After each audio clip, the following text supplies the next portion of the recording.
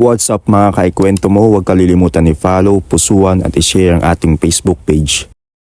Nabalitaan nga natin na mayroong isang sikat na parisan dito sa Valenzuela City.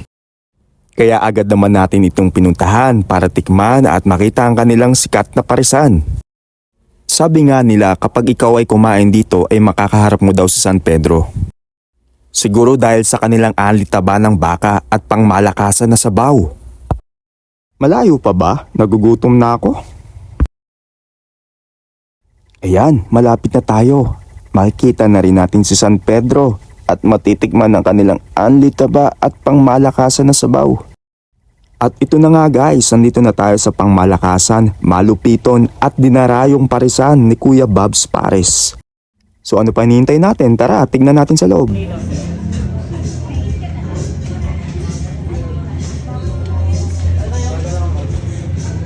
Yan no, kitang-kita natin na umuusok-usok pa.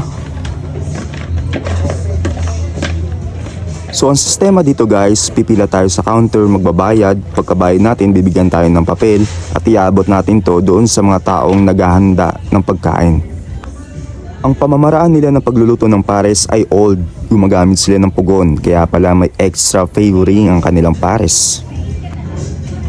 Sa sobrang daming customer ng Kuya Bob's Pares, di mo akalain na taong 2020 lamang sila nag-start. Kaya nga mga kasama, titikman na natin ang pamalakasan nilang pares. Umorder tayo ng kanilang ordinaryong pares na nagkakalagang 75 pesos at ng isang extra rice. Ito na guys, kaharap na natin si San Pedro. Grabe yung taba, nakakatakam, ganun din ang sabaw at laman. Kaya naman di nakakapagtakang binabalik-balikan ng mga tao dahil sa kanilang anli-taba at masarap na sabaw. Naubos ko agad yung isang kanin. Hindi talaga nawawalan ng customer dyan sa counter na yan. Ganyang kalupit ang Kuya Bob's Pares. Grabe yung taba, hindi siya yung typical na nakakain nating taba sa mga ibang parisan na makunat. Itong taba na to, sobrang lambot. Grabe, hanggang ngayon busog pa rin ako.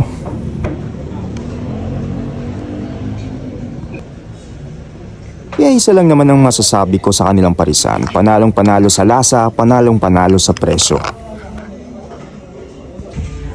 Pagdating naman sa kalinisan, hindi rin sila papatalo dahil napakalinis ng kanilang lutuan, ng kanilang paligid at ng buong lugar. Huwag ka mag-alala dahil meron din sila ditong parking area. Kaya ano pa hinihintay mo kung ikaw ay mahilig sa pares at kung hindi naman ikaw mahilig sa pares, pumunta na dito sa Kuya Bob's Pares. Makikita lang yan dito sa 20 Reales sa Valenzuela City. Take note, hindi lang to basta parisan, ito ang the famous and best pares in Valenzuela City. Guys, huwag niyong kakalimutan i-follow, i-share ang ating Facebook page, Ikwento Mo. Ganun din ang ating YouTube channel na Ikwento Mo. The best ka, Kuya Bob's Pares.